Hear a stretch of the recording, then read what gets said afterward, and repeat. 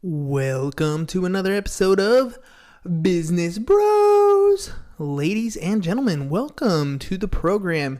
I'm recording this on Tuesday, October 7th, and the cool thing about this is it's anniversary day for the wife and I, but I snuck off for a few minutes just to record today's program so I can make sure that you guys have content for tomorrow. So thank you guys for hopping on the show and listening. We always appreciate it. Make sure if you haven't done so, you head over to iTunes or Spotify, wherever it is that you listen to the show, and give us a little subscribe button. We really appreciate it. And while you're doing the subscribing, find us on Facebook, find us on YouTube, and give yourself the ability to watch the program itself live when you go on Facebook and like the Business Bros page at Business Bros Pod, or head over to YouTube, hit the little bell, and then every time we post, I post the episodes usually for the week on Sunday, and then you guys can check them out and see them live there. So either way, plenty of ways to get more Business Bros action.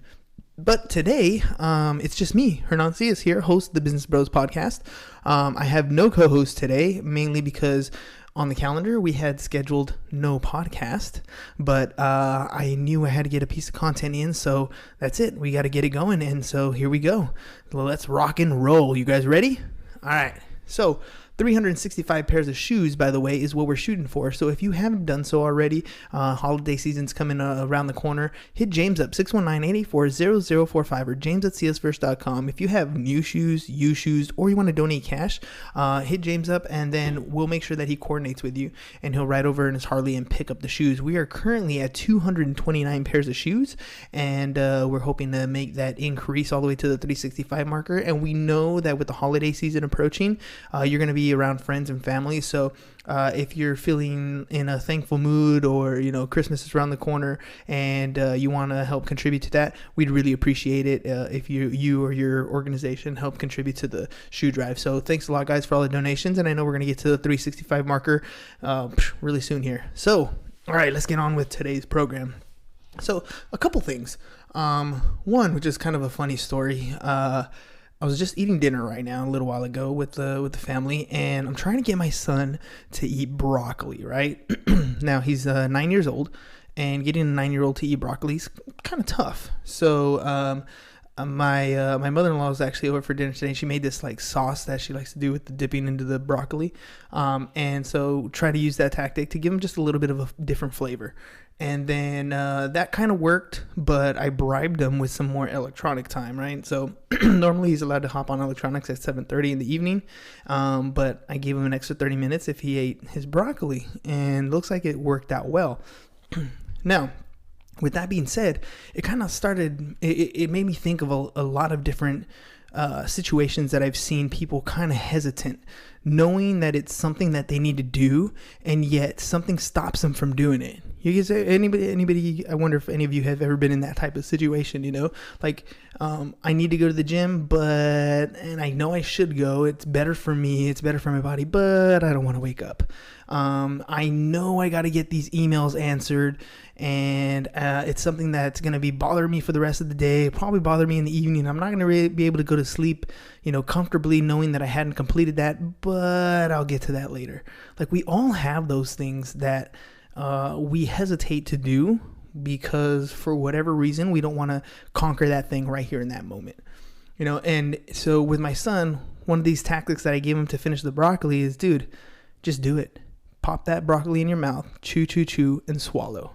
And that's kind of the advice I want to give you guys when it comes to some of these tasks that you need to do on a regular basis, right? Some of these tasks that are meticulous in what you need to do. Some of them are daily tasks. Some of them are major projects that you want to tackle. Just do it. Get out there and take action and get it done. The moment you start taking action, you're progressing towards the end goal, right? You're getting to that end spot. Today, I had the opportunity to talk to a bunch of teachers, me and two other co-presenters. Shout out to Marie Champagne and Sally.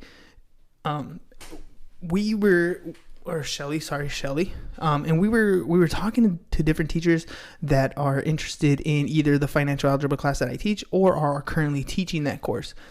And the topic of discussion for today wasn't really curriculum based, right? Most of the curriculum we have laid out. If they need help, we can help them with that sort of stuff. Today was kind of getting that mindset in place, right?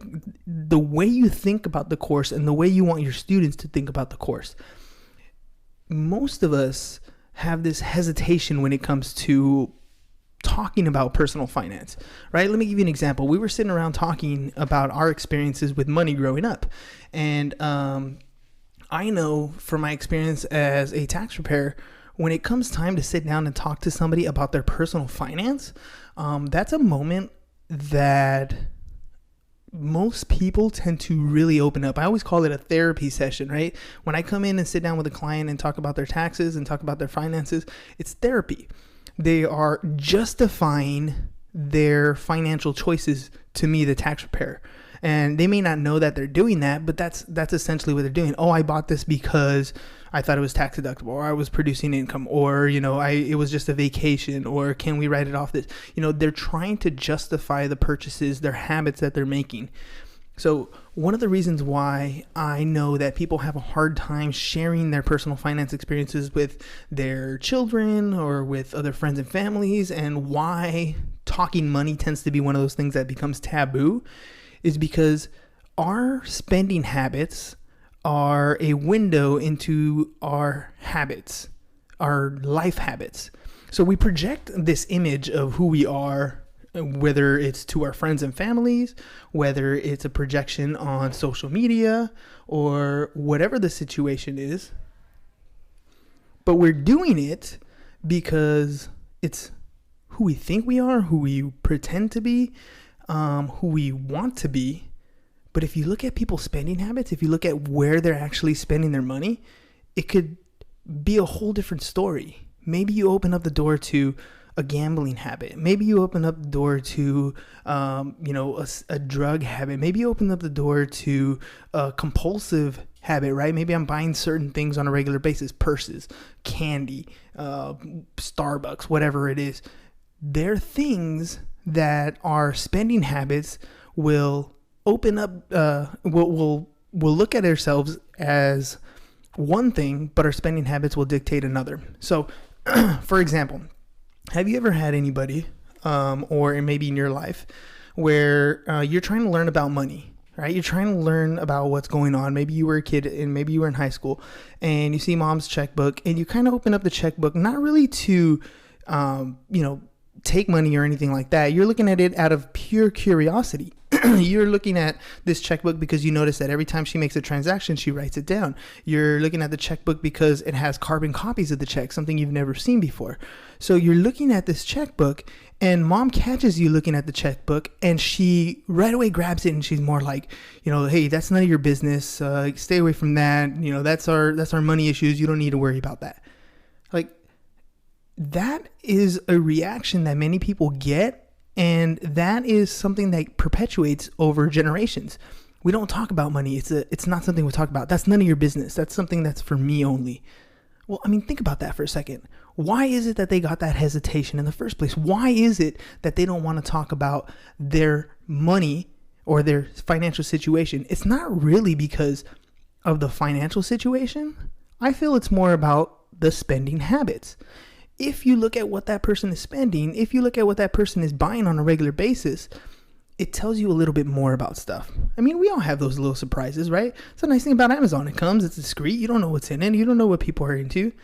But having it logged down, right? This is the same reason why people don't like you looking at their journals or their diaries or stuff like that. These are your internal thoughts. This is you at its most vulnerable state. So when somebody comes to you and wants to talk about money, wants to talk about personal finance, you're opening up the doorway to vulnerability. You're opening yourself up to the skeletons that you might have in your closet, right? So this is why when I sit down with a tax client, it's therapy. They are justifying all the expenses and all the things they've done throughout the year, trying to rationalize making their choice a valid choice. Does that make sense? So I got to sit down today and talk to teachers about that, about the different types of mindsets that we want to have in the classroom. And so in the classroom, when I talk to these students about personal finance, one of the advices I gave the teachers themselves is to open up and be vulnerable with the students. there are a lot of kids out there. There are a lot of parents out there. You might be listening, and you might be this person yourself, where you don't talk about money in your household. It's just not the topic you talk about. Well, if that's happening at home, how does that translate to the classroom?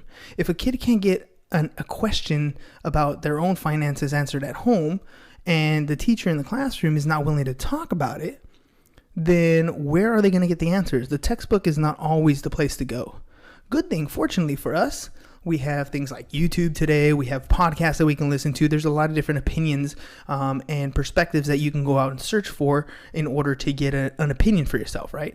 But that doesn't mean that it's going to resonate well with you, right? The message that you're receiving may be a good message, maybe a very good concept or perspective or idea when it comes to personal finance, but it doesn't ring true to you because it's not exactly the situation you're rolling in. So one of the things I ask the teachers to talk about is themselves, their own personality. What is it that you're doing on a regular basis? What hole did you step in financially? How did you get yourself out of that hole, right? Everybody has those situations. Maybe I went to the bank and I opened a bank account and I didn't understand that this expensive bank account was going to cost me $20 a month. Because I didn't maintain a minimum balance or something like that, or I didn't set up my direct deposit, or I didn't set up overdraft fees. Whatever financial situation you've gotten into, the learning experience that you had in getting out of it is something worth sharing, right? It's something that your kids will benefit from. If you're talking about the teacher's perspective, it's something that the students will benefit from. Not just that. I mean, we are in a weird spot when it comes to social media, for example. On social media, all you hear is the good stories. You hear about, look at, I just purchased a car. Look at, I just bought a house. But what about the details, right? I know a lot of people are uncomfortable with some of the details, but some of those details are exactly where we need to be.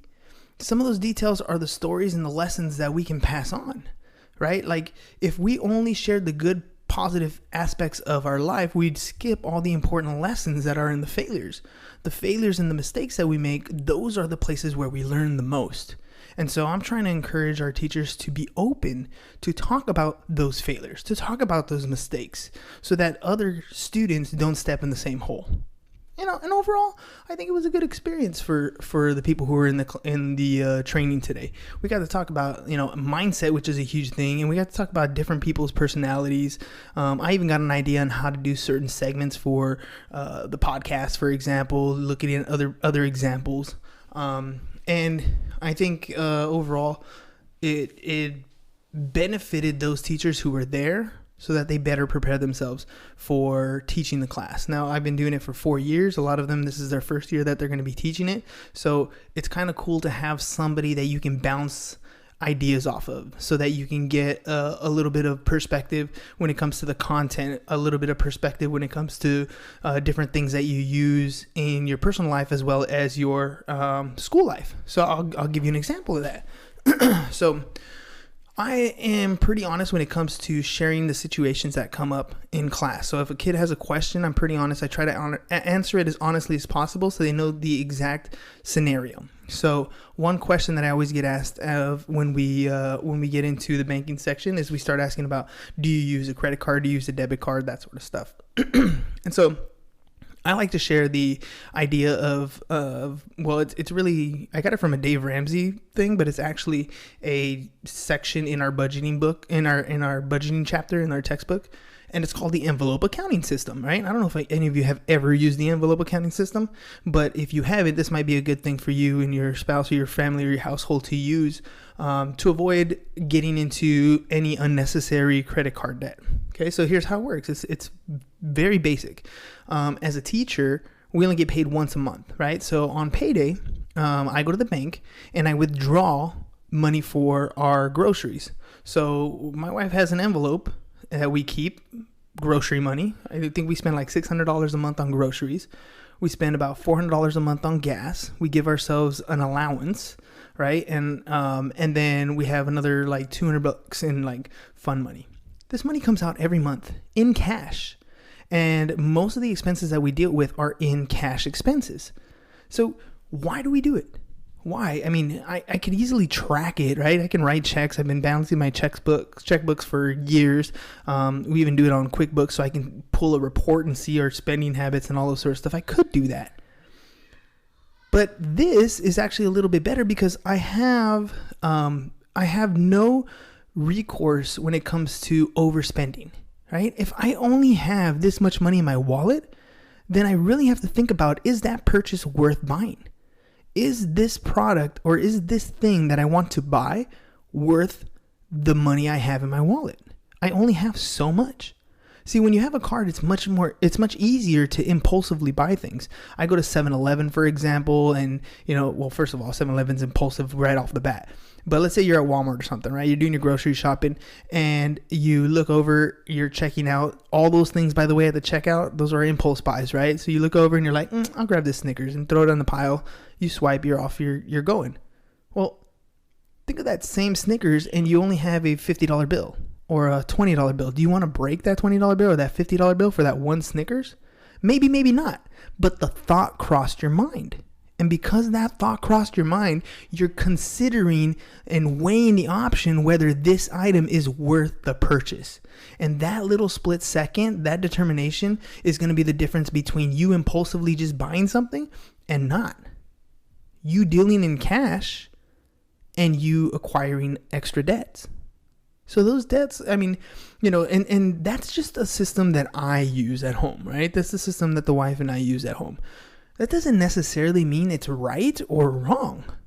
So in today's class, when I was talking about perspective and using, your stories and other people's, perspectives on how they do things, the thing about math is usually in math classes, you're right or you're wrong. But in finance, there's not really a right or wrong way. It's how you're going to get to your destination. Most of us are in the accumulation phase of our own personal finance. We're taking money from our earnings, putting it away, and we're either putting it in some investment account or we're buying real estate or we're buying stocks or we're buying whatever. The point is we're accumulating funds so that it gets to the top of the hill, right? Accumulation is up the hill until we reach the peak, that top point. When we reach that top point, we begin to go on the downturn. The downturn is usually the retirement side, where you're going to pull like a 4% of whatever you put away, whatever. But the point is that downhill, that reduction of income, once you've accumulated that reduction of income is supposed to last you the rest of your life. That's the goal. But how you get to the peak of that mountain, there are a number of different ways. And that is where the fascination for me in business and in personal finance comes from. There is no right or wrong answer. It's a math class, yes, but the strategies that you use, there are no right or wrong answers. If you ask the Dave Ramseys of the world, they're going to tell you that you should have zero debt. You should buy everything in cash. Debt is not a good thing. You should always have full payment for everything you do. Maybe you borrow for a house, but you pay that off as fast as you can. And that is one way to achieve wealth, right? You pay off your home, which is, by the way, your largest expense. So for those of you who are crushing it out there, why aren't you having a home purchased and paying it off? One of my opinions, right?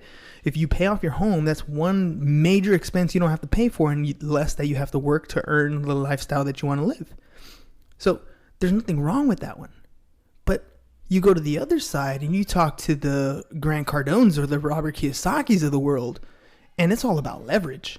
Right? You need to borrow as much money as you possibly can right now because money's cheap. Interest rates are like at less than 5%. So their money is very inexpensive. You should be borrowing as much as possible, buying a ton of assets that spit out cash and have that cash be enough to cover your expenses. Hence, you hit the top of your accumulation phase. And there's nothing wrong with that strategy. It's a strategy. But did you know that there's more than one strategy? Those are just two. There are plenty of other ways to do whatever it is that you want to do, but these two strategies are in place for some people who don't want to deal with any leverage. They just want to have cash budgets. That's the envelope accounting system that we use. Or there's the other side of the program, right? There's the leverage side of the program, and on the leverage side of the program, you're borrowing as much money as possible. Right or wrong? It's not the point. The point is, when we're in the classroom, we want to teach kids the options that they have so that they make informed decisions. That's what this podcast to me is all about, giving you information so that you make an informed decision. Speaking of that, if you guys haven't seen, right, I got the little drone quotes right here in the corner, one of our show sponsors. So dronequotes.net is one of those things where I want to give you the information needed so you make a good buying choice. Look, I don't care what solar company you go with. That's not what's important to me. What's important to me is that A, you don't spend all of your time sitting in front of presentations, and B, you don't know how to really read an estimate, so you want to make sure that you get as much information as possible so you make an informed decision. Now, maybe the solar company helps you with roofing, maybe they don't. Maybe they're a good credit, they're a good company, maybe they're not. But you don't do that kind of research. That's what dronequote.net is for. Literally, they're going to come over to your house, they're going to take a drone, they're going to measure your rooftop. They're going to send that information over to roofing contractors, over to solar companies, and then you're going to get estimates in your email, or at least in your portal, and you're going to choose which one is the best one for you. You're going to get all the information possible so that you can make an educated and informed decision. Just like I'm doing in the classroom with the students, that's exactly what I want to do with you guys. So you're not going to pay Drone Quote a thing. You're choosing to buy solar. They're just helping you do it the easy way. dronequote.net/business bros. Help us out. If you guys go to the website, get the information that you need, and then when you buy solar, we get a little thank you from dronequote.net. That's the agreement we have with them. So like I said, it's easy if it's something that you already want to do. So go ahead and do it. dronequote.net/business bros. So anyways, ladies and gents, that's what it's all about. It's giving you enough information so that you can make an informed decision. Look, that's what salespeople, really good salespeople, that's what they do. You are already in a position where you need to buy or sell something, right? A good salesperson will identify those needs or help you identify those and then help you get to where you want to go using their product or service. That's all it is. So I'm a salesperson. I sit in front of a classroom with 30 plus kids every single day, and I try to get them to buy into the concept that I'm teaching them. Whether it's banking, whether it's, loans, whether it's, whatever it is, taxes. I have to get a 17-year-old kid to want to learn that topic. That is a sales job. Sure, they call it a teacher, but that's a sales job. Every time I get on the show, on this podcast, I'm trying to sell you on something. Sometimes it's an idea. Sometimes it's a concept. Sometimes I'm trying to sell you on the idea of you should be doing something. But I'm always selling. I'm always trying to bring you value and information that is useful in your life to make yourself better. It's part of my why statement. I want to help you become a better you so that you find purpose and happiness in this world. Because that's what it's all about. Right? So I want you guys kind of to reflect. I'm going to give you a little bit of homework since today was an education thing. Right? I want you guys to think about what it is that you're spending money on a regular basis. I want literally, if you do this, I promise you're going to look at your own changing habits a little bit different. But I'm telling you right now, this is a therapeutic process, and it's going to take a little bit of time. I'm not going to lie to you. It's going to take you a good, 45 minutes to an hour and a half to do this process. But if you do it, you're shedding some light into your own closet. You're taking those skeletons on, and you're going to make a change. So here's what I want you to do. I want you to go to your bank statement, the most active account you have, and I want you to get the last 3 months bank statements. And you're going to do this for each month. You're going to go through each transaction, and you're going to put it, is it gas? Was it fun money? Was it restaurants or fast food? And was it groceries? And was it fuel? Okay, those things. That's it. Those are the categories we want. Those 5 things. And you're going to end up combining some too. You're going to see that there's some progression. Every time I go to Starbucks is not fast food. Yes, it's going in the fast food category. I know it's not fast food, but that's where it's going to go, right? A little bit of fine dining, that's some fun. You might be able to throw it in the fun, but I just kind of want you to throw it in the food or fast food section, because you know what? We're going to look at our grocery bills. We're going to look at everything that we spend money on, and we're going to create these little categories. And I want you just to take a look at your skeletons when you're on your own personal finance. If you can look at those and just say, look, I can't believe I spent X amount of dollars on fast food this month. I could really cut down. Maybe it's going to cut down on your expenses. Maybe it's going to cut down on your health. Maybe you're going to make changes because whatever you see in the story of your life on the transactions that you have is going to make an impact in what you do on a daily basis, right? Going forward. Today's a good day to start. If you've ever thought, you know what, I'm in a financial hole. What's going on? You might have an outside perspective. So take those accounts, put them in different categories, right? Make sure you have the categories: gas, food, fast food, fun, and pressure. Can't even think of the fifth one. But anyways, rewind this and you'll see the 5 categories that'll come back to me in a little bit. But put down your 5 categories and get those budgets squared away. Look at how much you're spending there.